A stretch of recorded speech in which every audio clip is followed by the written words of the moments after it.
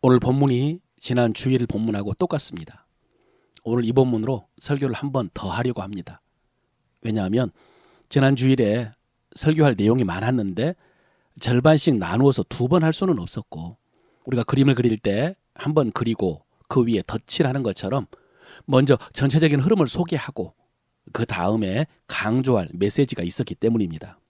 바울은 에베소서 4장을 시작하면서 1장부터 3장까지의 내용을 부르심이라고 하면서, 그러므로 부르심에 합당하게 행하라, 하나님을 힘써 지켜라 라고 했는데, 그런데 지난 주일에는 그러나 우리는 각각 다른 은사를 받았다고, 그러므로 각자 받은 은사대로 역사해서 교회를 세우고 하나님의 사명을 감당해야 된다고, 그런데 이를 위해서 먼저 말씀을 맡은 목회자를 통해서 온전케 돼야 된다, 이런 말씀을 들었습니다.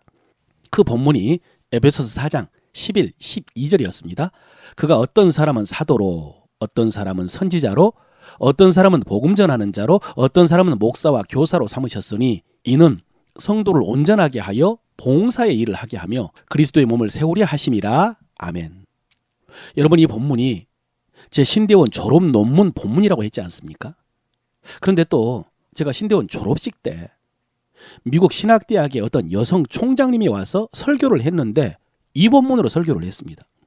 어느 신학대학인지 또 총장님 이름이 뭔지는 기억나지 않습니다. 그런데 설교의 주제는 정확하게 기억이 납니다. 졸업생 여러분, 여러분은 이제 신학교를 졸업하고 교회 현장으로 나갑니다.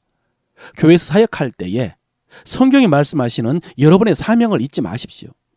여러분의 사명은 성도들을 준비시켜서 그리스도의 몸을 세우는 것입니다. 그러면서 영어로 equip라는 말을 강조하셨습니다. 온전케 하다, 구비하다, 준비시키다, 그런 뜻입니다. 다른 일에 분주하지 마세요. 우선순위를 분명히 하세요. 말씀으로 성도들을 준비시키세요. 그래서 그들이 봉사 일을 하게 해서 그리스도의 몸을 세우세요.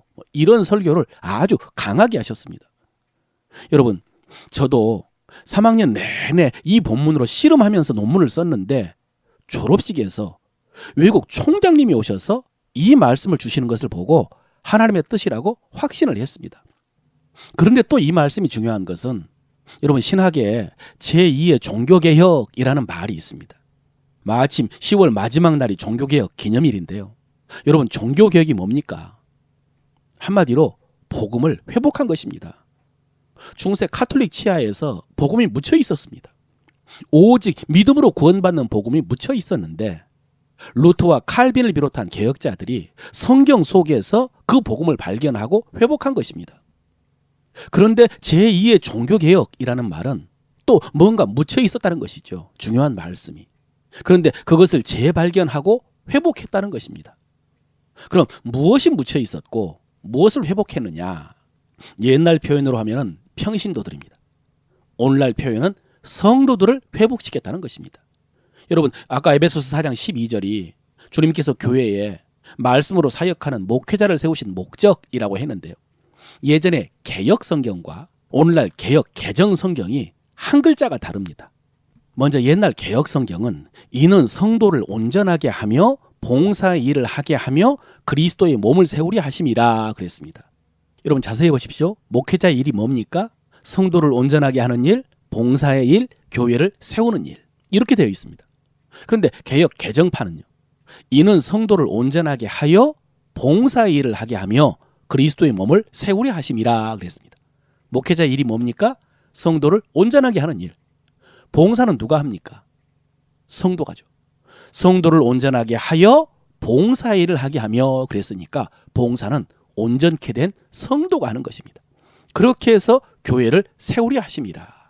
여러분, 저 몇 자와 여 자 한 글자 때문에 목회자의 사명과 봉사의 주체가 달라져 버렸습니다. 옛날에는 목회자가 성도도 온전하게 하고 봉사 일도 하고 교회도 세워야 된다고 생각을 했습니다. 그런데 성경은 봉사의 일이 성도의 사명이라고 했습니다. 여러분이 봉사의 일을 헬라어로 디아코니아라고 합니다. 봉사하는 사람을 디아코노스라고 합니다. 사역자입니다. 뭐라고요? 사역자. 여러분, 우리가 보통 사역자 하면 누가 생각이 납니까? 목회자, 선교사, 선교단체 간사, 이런 사람들이 생각이 나죠. 전임으로 주의 일을 하는 사람들을 사역자라고 하죠. 그런데 성경은요, 성도가 하는 일이 사역이라고 하고 성도를 사역자라고 합니다. 그러니까 제2의 종교개혁이라고 한 것이 바로 이것 때문입니다. 그동안 목회자가 사역자고 성도들은 구경꾼처럼 소극적으로 수동적으로 여겼는데 이제는 성도의 부르심과 성도의 사명을 회복했다라고 해서 제2의 종교개혁이라고 한 것입니다. 그런데 여러분, 이렇게 목회자가 사역자가 아니고 성도들이 사역자라고 했는데 우리 각 사람에게 성령의 은사를 주셨다고 했고 그래서 각 지체의 분량대로 역사해서 그리스도의 몸을 세워야 된다라고 했는데 현실은 어떻습니까? 여러분은 자신이 받은 은사를 아십니까? 은사를 따라 사역하고 있습니까? 어떻습니까? 먼저 여러분, 은사는 어떤 것이 있는가 볼까요?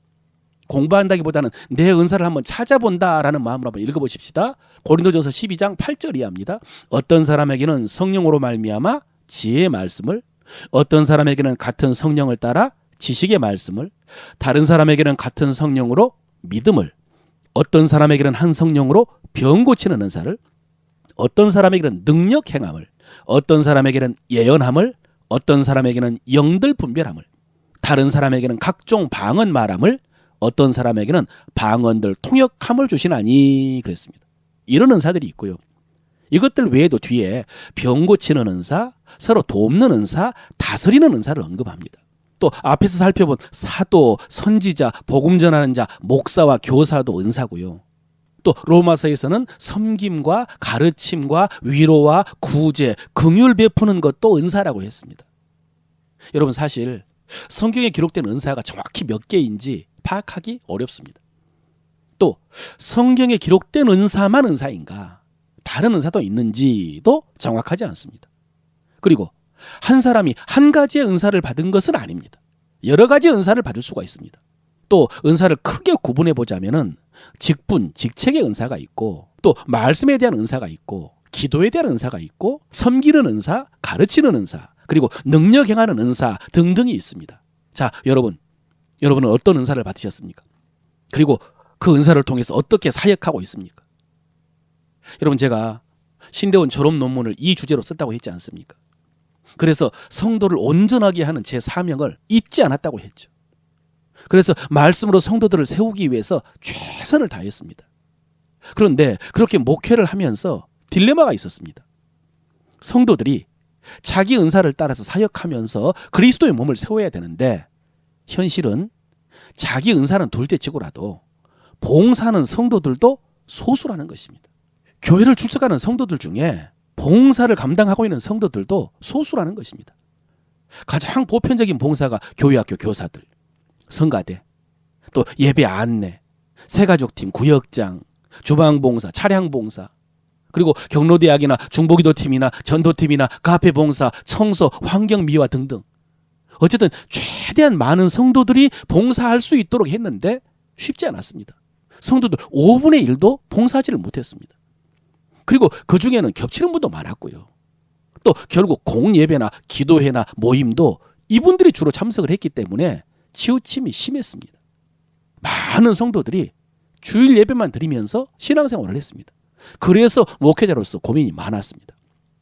교인들 숫자가 늘어나지 않는 것이나 예배 참석 숫자가 적은 것이 고민이 아니고 성경적으로 성도들이 온전하게 되고 자기 분량대로 사역할 수 있도록 해야 되는데 역량이 부족한 것 같았습니다.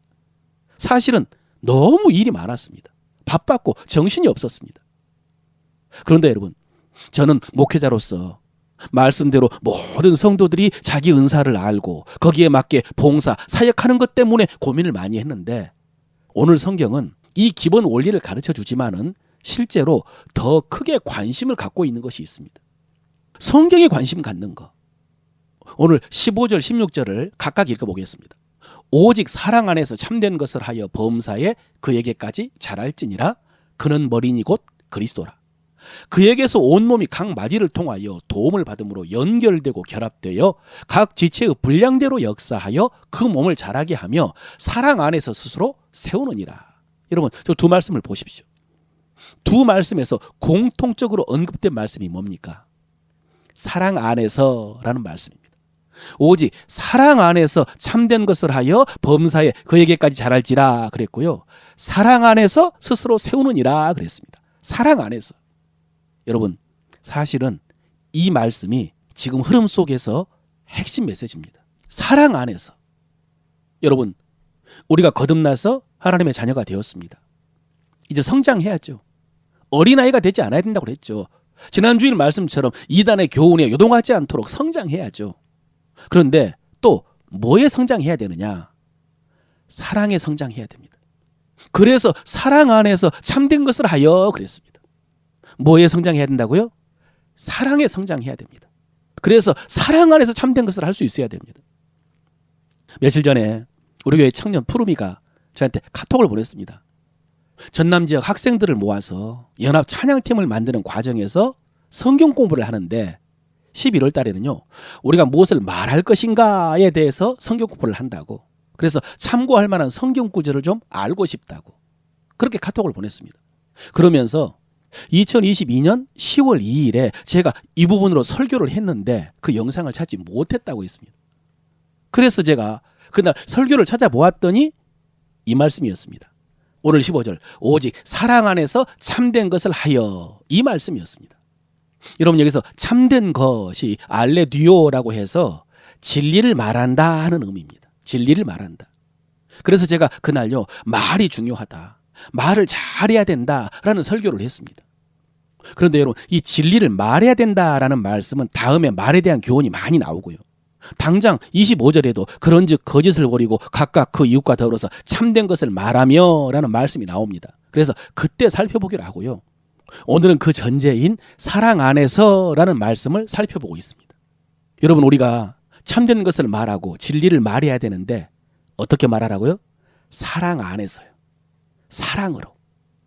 교회 안에서 서로에게 참된 말을 해주고 말씀을 말해주고 진리를 말해주는데 뭐가 중요하다고요? 사랑 안에서요. 사랑 안에서 참된 것을 말하는 것이 중요하다, 이런 말씀입니다. 또 우리가 각각 은사를 받았고 그래서 각 지체의 분량대로 역사에서 교회를 세워야 되는데 뭐가 중요하다고요? 사랑 안에서 하는 것이 중요하다고요. 각 지체의 분량대로 역사하여 그 몸을 자라게 하며 사랑 안에서 스스로 세우느니라 그랬습니다. 여러분, 이 말씀은 우리가 잘 아는 대로 바울이 고린도전서 12장에서 성령의 은사에 대해서 말한 다음에 13장에서요, 사랑이 없으면 아무것도 아니다 라고 말한 것과 똑같은 말씀입니다.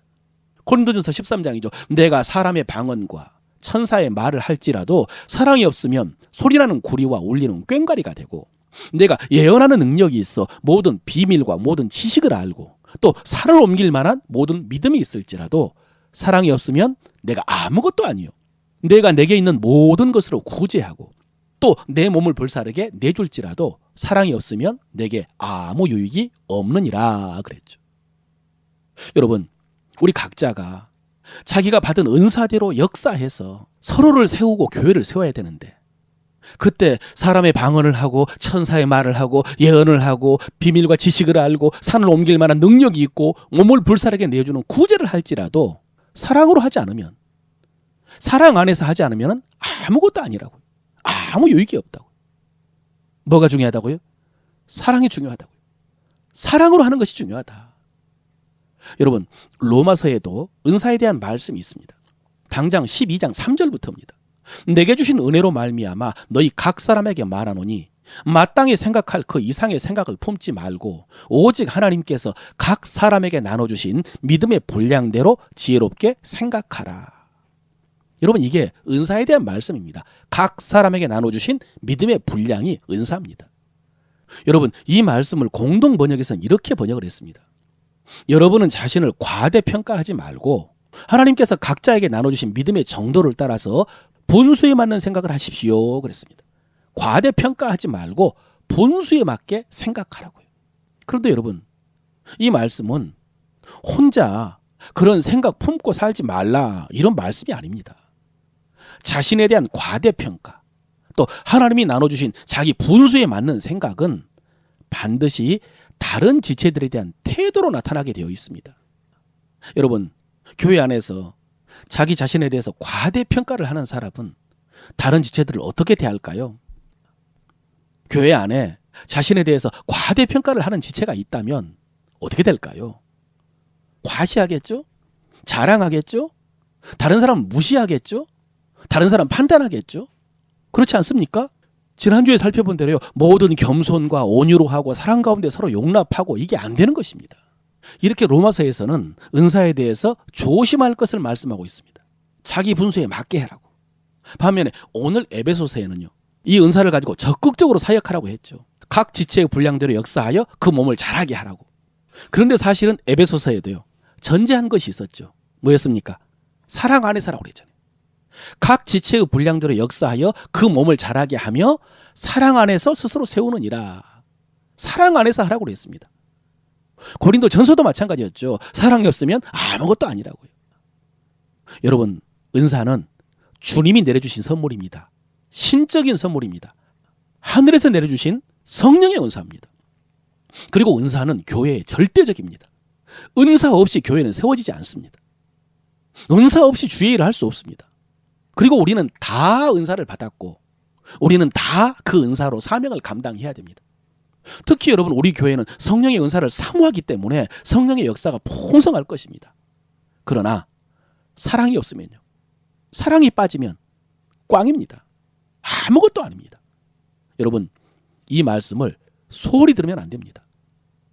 우리의 소망이 주님이 오셨을 때 상 받는 것입니다. 주님과 함께 왕노릇 할 때에 우리의 행한 것을 따라 받을 것입니다. 그래서 우리가 인내하면서 충성하는 것이죠. 그런데 그렇게 열심히 하고 인내하고 충성했는데 꽝, 아무것도 아니다. 이러면 안 되죠. 여러분 오늘도 제가 욕심 때문에 버리지 못하고 많은 말씀을 전했는데요. 이 말씀은 꼭 기억하십시오. 주님이 우리에게 은사를 주신 것은 유익하게 하려 함이라 라고 했습니다. 뭐라고요? 유익하게 하려 함이라. 지금까지 말씀드린 것이 뭔지는 몰라도 여러분 유익하게 하십시오. 교회에서 다른 지체들을 유익하게 하십시오. 집에서 가족들을 유익하게 하십시오. 사회에서 이웃을 유익하게 하십시오. 그리고 그 일들을 할 때 판단은 안 됩니다. 뭐가 안 된다고요? 판단은 안 됩니다. 판단은 내 분수를 넘어서는 것입니다. 내 일은 그저 섬김입니다. 그저 사랑입니다. 그저 유익하게 하는 것입니다. 판단은 주님이 오셔서 하실 것입니다. 다시 말씀드립니다. 분수를 넘어서 판단하지 마십시오. 설교를 마무리합니다. 여러분 최근에 우리나라의 한강 작가가 노벨 문학상을 탔습니다. 그런데 이분이 수상이 발표된 후에도 인터뷰도 안 하고 그래서 다들 아쉬워했는데 최근에 노벨상 수상 이후에 첫 글이 발표가 되었습니다. 잡지에 미리 기고를 했는데 공교롭게도 수상 후에 발표되다 보니까 그 글에 관심이 많아졌습니다. 그 글의 내용은 한강 작가의 외할머니에 대한 추억이었는데요.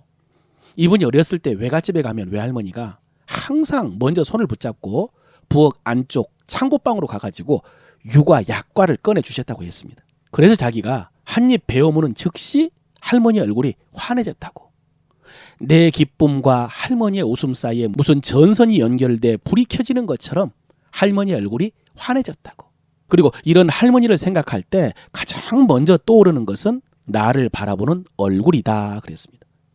사랑 가득히 담긴 눈으로 지그시 내 얼굴을 들여다보다가 손을 뻗어 등을 토닥이는 순간 그 사랑이 사실은 당신의 외동딸을 향한 것이라는 걸 나는 알고 있었다. 그렇게 등을 토닥인 다음에는 언제나 엄마를 정말 닮았구나.